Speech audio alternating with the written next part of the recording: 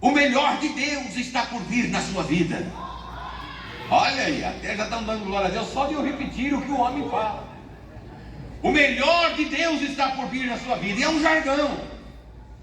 E é bom isso aí, porque pessoas que estão lá pensando, puxa vida, eu estou passando uma dificuldade tão grande, mas essa não é a verdade do Evangelho.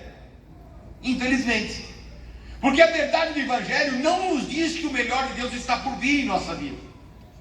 Senão que ela diz que a verdade, ou seja, que o melhor de Deus para a nossa vida já veio há 2000 anos. Aleluia! E se nós somos de fato cristãos, cremos em Deus, através da pessoa de Jesus Cristo, pelo Espírito Santo que habita em nós, nós sabemos que o melhor de Deus já veio, por isso temos motivos para adorar ao Senhor. Às vezes o nosso culto fica meio vazio dessa verdade. E eu gostaria de contar aos irmãos uma experiência.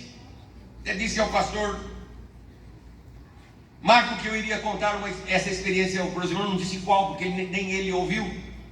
De vez em quando eu vou me lembrando de alguma. Imagina, são 40 e tantos anos de missão, como é que a gente vai se lembrar de tudo num culto só, né?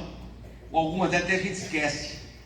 Eu me lembro que quando eu cheguei na cidade de Los Angeles, eu descobri, que é lá onde a gente vive até hoje, eu descobri a diversidade de povo imigrante hispânico que lá havia. Culturas diferentes.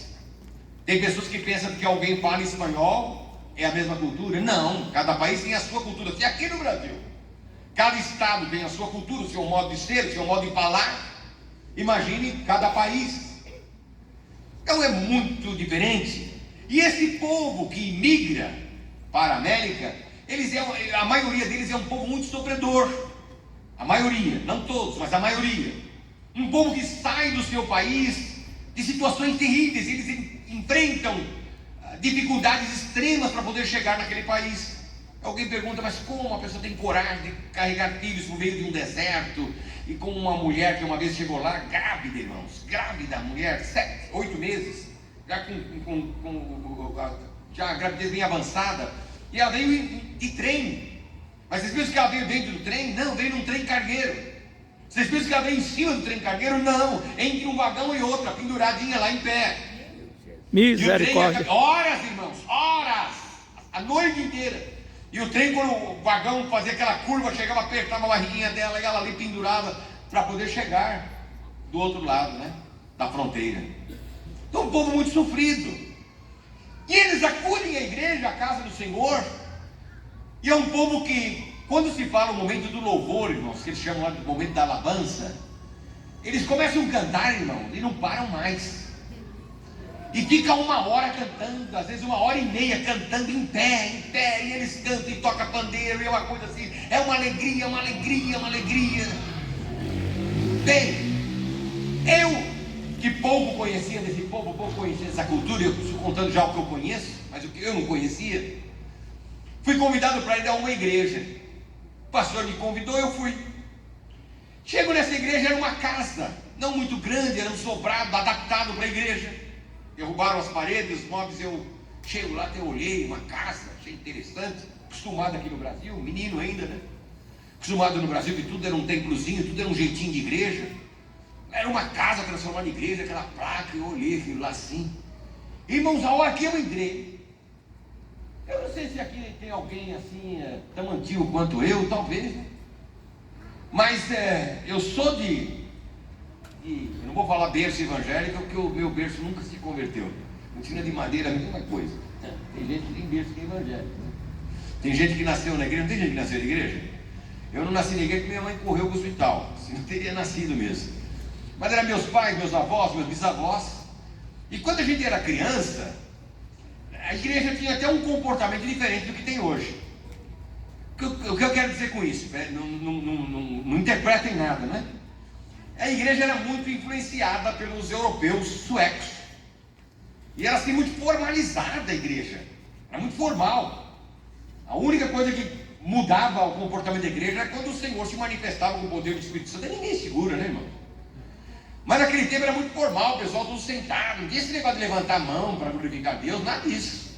Sentadinho, comportadinho. Quando eu era criança era assim. Depois foi mudando. A igreja, irmão, não tinha enfeite nenhum. Não tinha uma roça dessa, não tinha nada. A igreja não podia ter nada. Era só a presença do Espírito Santo, era o que tinha ele mesmo. Alguém se lembra desse tempo? Tem alguém aí? Tem? Comida? Misericórdia. Você nem sabe quantos anos eu tenho. Mas, e eu me lembrava disso, irmãos. E quando eu saí do Brasil, eu ainda tinha essa igreja em mente. Dessa forma assim, né? Caixãozinho quadrado, não podia ter nem 2, 3 cores na igreja, não podia ter. Quando tinha, era uma coisinha na parede mesmo. E, irmãos, a hora que eu entro naquela igreja, eu tomei um susto. Quando eu entro, irmãos, umas cortinas tudo penduradas assim na igreja, pra cá, pra lá, aquelas cortinas, o negócio parecia um balãozinho, e uns quadros, e umas flores artificiais pra cá, com uma mãe, irmão, pensa numa coisa empetecada, mas era tudo, não sobrava um espaço para mim, não sei que cor era a igreja até hoje, de tanta coisa que tinha aquilo lá, tudo pendurava tudo lá. Quando eu entrei, eu tomei um susto, falei, meu Deus, o que é isso na igreja? E o pior de tudo, irmãos, é que meu pai era um evangelista mesmo, caça-demônio. E meu pai invadia centro de Umbanda, irmão, para pregar. E quando ele entrava, e a gente ia junto, né? Os filhos iam juntos. E quando ele entrava naquele lugar, eu entro, ele desafiava, ele entrava mesmo, e a gente via aquele negócio, né? Lá tudo cheio de, né? Aquelas coisas. E quando eu entro, irmão, a primeira impressão que eu tive, olha que coisa. Falei, meu Deus, esse povo não sabe o que é ser crente, não sabe o que é igreja. Mas fiquei escandalizado, irmão, quando eu olhei. Eu fui entrando, eu falei, é aqui mesmo a igreja? Eles falaram, é aqui mesmo. Eu falei, não é possível, a igreja assim, desse jeito. E vai me levam para o púlpito. O pastor não chegou ainda, mas disse que o senhor viria, vem para cá, vem para o púlpito. Eu subo, púlpito alto, irmão, a igreja não era tão grande, é um púlpito alto. Eu olhava o povo lá embaixo. Eu lá em pé, e eles começam a cantar, irmão.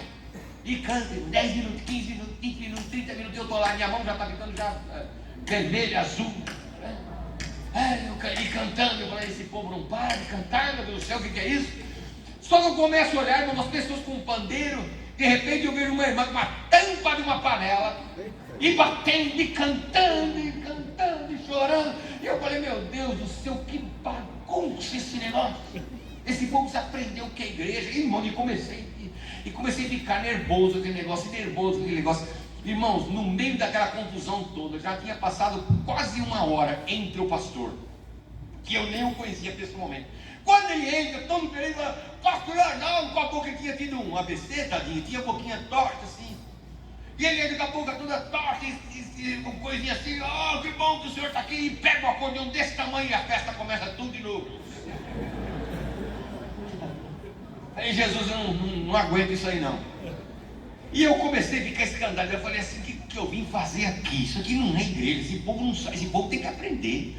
E comecei, meu irmão, a ficar irado, e murmurando, e irritado com aquilo lá. Eu falei, quer saber de uma coisa? Eu não vou ficar aqui não. Deus me diz, já são 9 horas, esse povo cantando. E eu canto, já mais de 1 hora. Falei, eu vou embora daqui, Irmãos, de repente, eu vi essas colunas aí, eu me lembrei, lá na casa, tinha umas colunas no meio, que era para sustentar. Porque era uma casa, lembra-se que era uma casa? E tinha as colunas. E de repente eu olho para uma daquelas colunas, irmãos, um elemento abraçado na coluna e batendo com a mão. Pá, pá, pá, pá. Todo mundo batia pá, o outro na panela e ele com a mão. Pá. Ai, irmãos, aquilo foi a gota d'água para mim. Eu falei, eu não fico nesse culto, eu não prego nesse púlpito, eu não prego nessa igreja. Isso é um desrespeito, falta de reverência.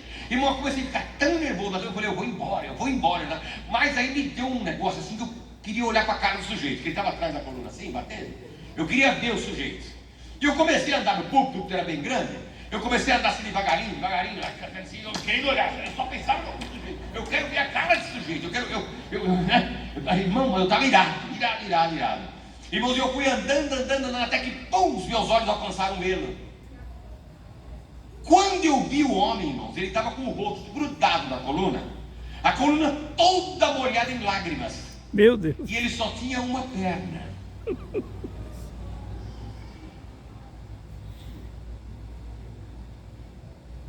Todo mundo louvando, pulando, dançando, alegre. Ele só tinha uma perna.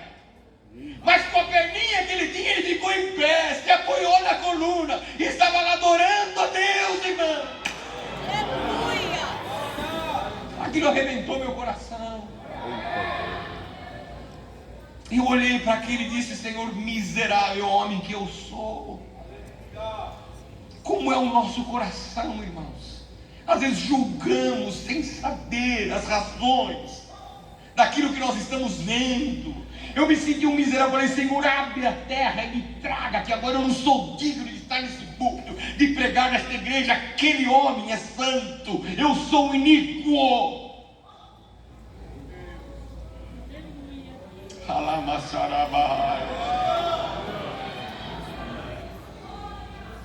Uma experiência para eu nunca mais me esquecer de um homem imigrante.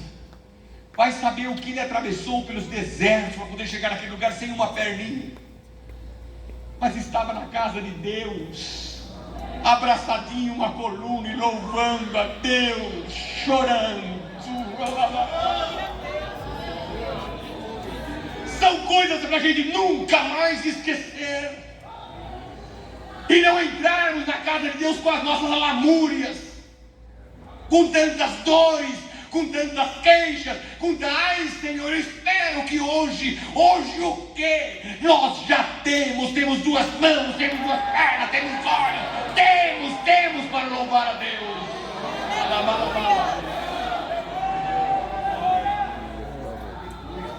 O apóstolo São Paulo diz: "E sede meus imitadores."